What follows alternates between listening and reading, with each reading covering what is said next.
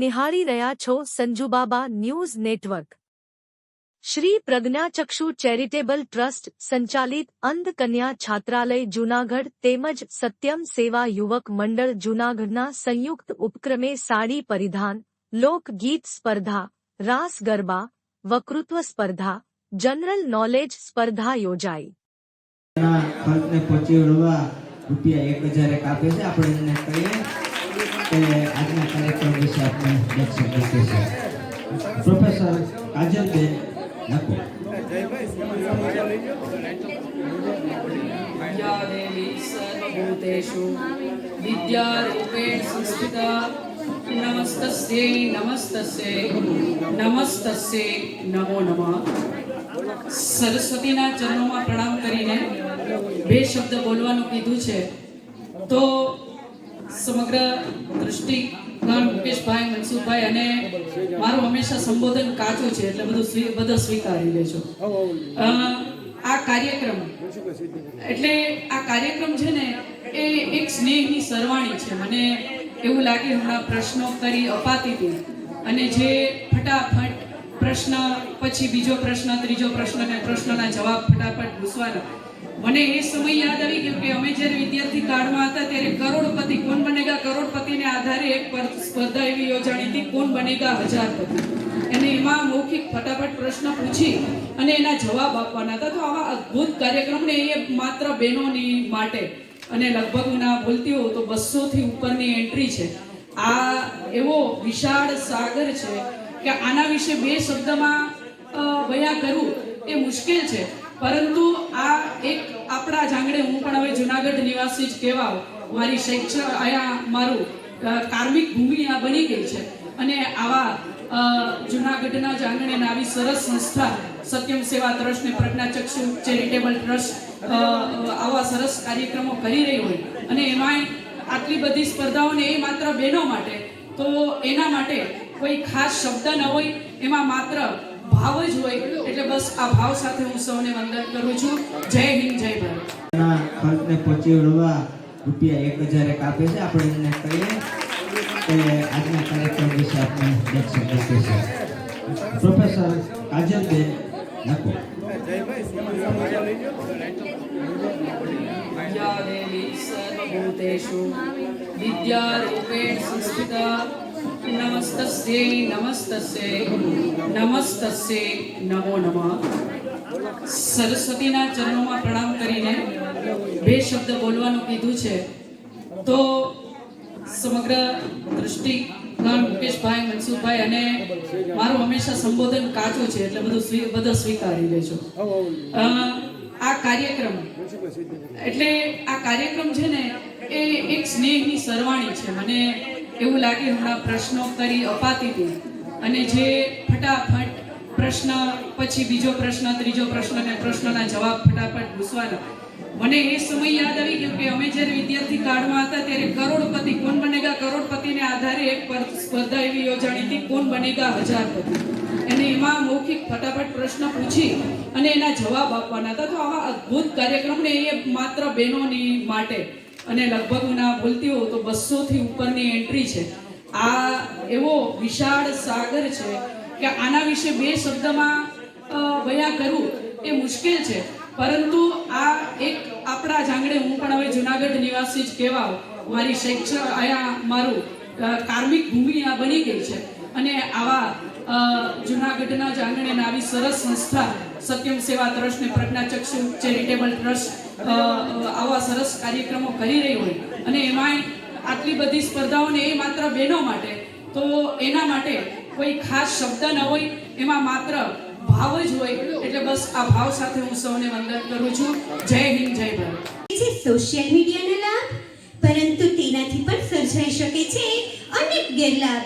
તો મારો વિષય છે સોશિયલ મીડિયાનો ગેરલાભ।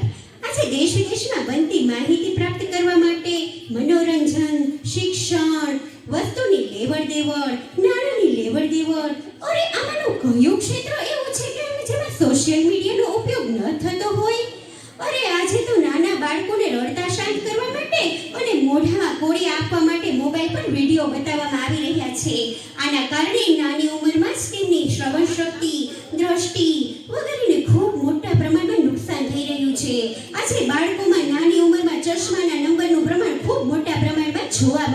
છે.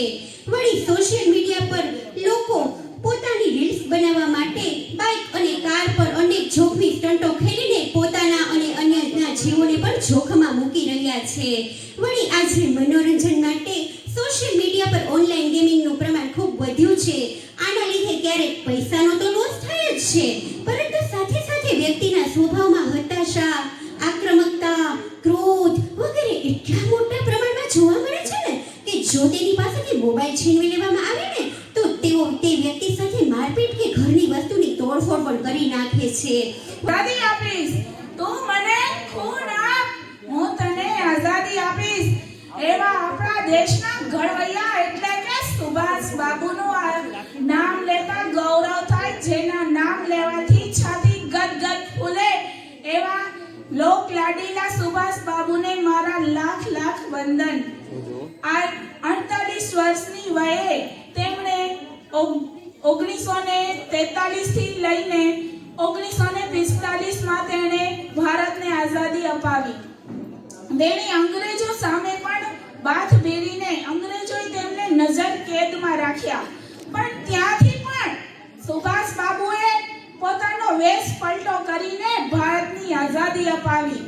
ત્યારે રંગૂન શહેરમાં તેમનું વક્તવ્ય હતું. તેમના એક પછી એક શ્રોતાઓ આવતા હતા. ચંદ્રશેખર આઝાદ, ખુદીરામ બોઝ, ચંદ્રશેખર આઝાદ. તેમાં બધા શ્રોતાઓના આંખમાંથી આંસુ છલકાતા હતા. ત્યારે સુભાષ બાબુનું ટૂંકું પણ બહુ જોરદાર સૂત્ર હતું, તુમ મુझे खून दो मैं तुझे आजादी दूंगा, तुम मुझे खून दो मैं तुझे आजादी दूंगा. ત્યારે શ્રોતાઓના આંખ અવાજ સામેથી આવ્યા, અમારું લોહી લ્યો અમે તૈયાર છીએ, અમારું લોહી લ્યો અમે તૈયાર છીએ. દેશમાં કોઈ બે ચાર નહીં, હજારોના માથા જાય તેમ છે.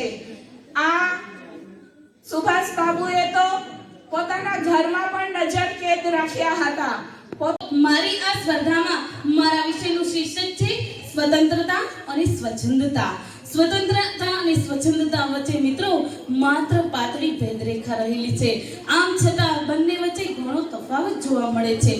સ્વતંત્ર થવું એટલે કે આપણે કોઈને ઉપયોગી બનીએ, જેમ કે આપણા દેશના લોકોએ પોતાનું બલિદાન આપી અને પોતાના લોહી રેડીને આપણને સ્વતંત્ર બનાવ્યા. પણ તમે અને હું આજે એ દેશના જવાનોને કે દેશના શહીદ વીરોને યાદ કરીએ છીએ? ના ના, ક્યારેય નહીં. કારણ કે આપણે તો એસો આરામમાં જીવવું છે, આપણે લોકોનું અપમાન કરવું છે, લોકોને કેમ તકલીફ પડે એમાં જ મજા છે. કારણ કે આપણે એવું માનીએ છીએ કે આપ સુખી તો જગ સુખી. નહીં નહીં મિત્રો, એવું નહીં કરવાનું. ત્યાર પછી વાત કરું તો આપણા માતા પિતા પોતાના સંતાનને એવું સુખ આપવા માટે સ્વતંત્રતા આપે છે કે મારું બાળક ભણી ગણીને આગળ વધે, તે પોતાનું નામ રોશન કરે. પણ તમે અને હું ક્યારેય એવું વિચાર્યું કે જેણે આપણને પોતાનું સર્વસ્વ લૂંટાવી અને આપણને બધા હકો આપ્યા એને આપણે ક્યારેય સન્માન આપ્યું છે? મને એક પંક્તિ યાદ આવે છે કે એની વૃદ્ધાવસ્થામાં મારું ઘર છોડાવું છું. કારણ તો કે જ્યારે પોતાનું સંતાન મોટું થાય છે, કોઈ નોકરી કરે છે કે કોઈ ઊંચા સ્થાન પર પહોંચે છે ને ત્યારે મા બાપને વૃદ્ધાશ્રમમાં મૂકે છે, અથવા તો એમ કહે છે કે તમને ન ખબર પડે. મિત્રો, આજે વાત કરીએ ને એને સ્વચ્છંદતા કહેવાય, સ્વતંત્રતા નહીં. ત્યાર પછી વાત કરું તો ઉંદરને જ્યારે પિંજરામાં પૂર્યો હોય તો ઉંદરને તરફડિયા મારવા પડે અને જેવો એને બહાર કાઢે તો તે બધું કાપવા જ મળે. એવી રીતે આપણી પણ એવી જ દશા છે માનવીની. જો માનવી તકલીફમાં હોય તો લોકોને યાદ કરે, ઈશ્વરનું સ્મરણ કરે, અને જો એની તકલીફો દૂર થઈ જાય ને તો તે બધું ભૂલી જાય છે અને પોતે ફરી એસો આરામમાં જીવે, કોઈનું અપમાન કરે. તો અંતમાં હું એટલું જ કહીશ કે નથી બનવું મારે સ્વચ્છંદી કે જેનાથી થાય લોકોનું અપમાન. નથી બનવું મારે સ્વચ્છંદી કે જેનાથી લોકોનું થાય અપમાન. મારે તો બનવું છે સ્વતંત્ર, કારણ કે જેનાથી લોકોના થાય સન્માન, જેનાથી લોકોના થાય સન્માન. જય ભારત, જય હિન્દ. એનું શીર્ષક છે સોશિયલ મીડિયાના લાભ. ફૂલોને ખીલવાનો મોકો ન મળે તો ફોરમ કઈ રીતે ખીલવી શકે? ફૂલોને ખીલવાનો મોકો ન મળે તો ફોરમ કઈ રીતે ખીલવી શકે? આંખોમાં જોવું હોય અંધકાર તો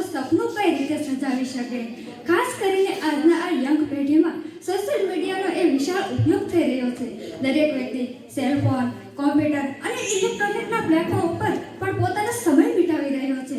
પરંતુ કેટલાક લોકો આનો વિરોધ પણ કરે છે. પરંતુ જો એને સકારાત્મક અને હકારાત્મક એનો લાભ ગણી શકાય ને તો એ મહત્વનો ભાગ ભજવી શકે છે.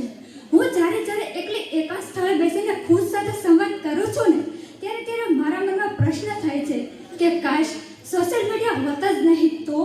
પરંતુ આ ટેકનોલોજી યુગમાં તેની કલ્પના કરવી પણ હવે શક્ય છે. કારણ કે સમય સાથે પરિવર્તન, મનોરંજન વગેરે પરિસ્થિતિમાં પણ એ મહત્વનો ભાગ ભજવે છે. દર વર્ષે કંઈક ને કંઈક પરિસ્થિતિ સર્જાતી રહે છે. વાવાઝોડું, કોરોના એ સમયે પણ ગામડાના દરેક વિદ્યાર્થીઓને પ્લેટફોર્મ દ્વારા પણ શિક્ષણ મળી રહે એવો પ્રયાસ કરવામાં આવ્યો છે. તેમાં પણ દેશ અને વિદેશમાં એક જાગૃતિ માટે સ્ત્રી સશક્તિકરણ, જાતિ સમાનતા વગેરે મુદ્દાઓ પણ તેની ચર્ચાઓ થઈ રહી છે. પહેલા લોકો વહેલા ઉઠીને બોલતા કરાગ્રે વસ્તે લક્ષ્મી, કરમૂલે સરસ્વતી, કર મધ્ય તુ ગોવિંદા, પ્રભાતે કર દર્શન. અને અત્યારે લોકો વહેલા ઉઠીને બોલે છે કરાગ્રે વસ્તે ઇન્સ્ટાગ્રામ, કર મધ્ય તુ ફેસબુકમ, કર મોઢે તુ વોટ્સએપમ, કર મોબાઈલ દર્શનમ. આ દેશ અને વિદેશમાં પણ તેનું મહત્વનું છે.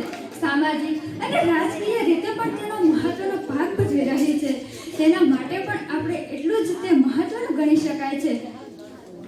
અંતમાં તો હું એટલું જ કહીશ કે પ્રવૃત્તિઓનો જ્યાં પાર નથી ઉન્નતિ જેની આભે, પ્રવૃત્તિઓનો જ્યાં પાર નથી ઉન્નતિ જેની આભે, પળે પળે પ્રગતિ કરે છે આ સોશિયલ મીડિયા નામે. આ તો જય હિન્દ, જય જય ગરીબ.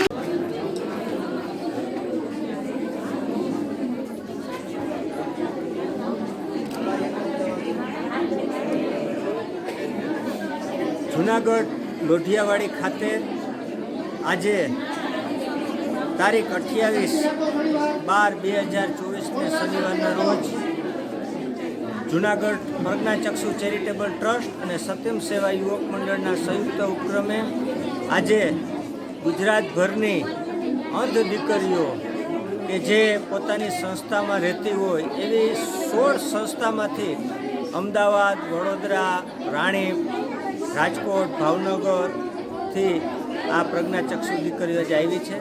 આજે સાડી સ્પર્ધા આવતીકાલે રવિવારે છે. આજે જનરલ નોલેજ, સાંસ્કૃતિક કાર્યક્રમ, લોકગીત જેવા કાર્યક્રમો તેમજ રાસ ગરબા આજે રાત્રે 8 કલાકે છે.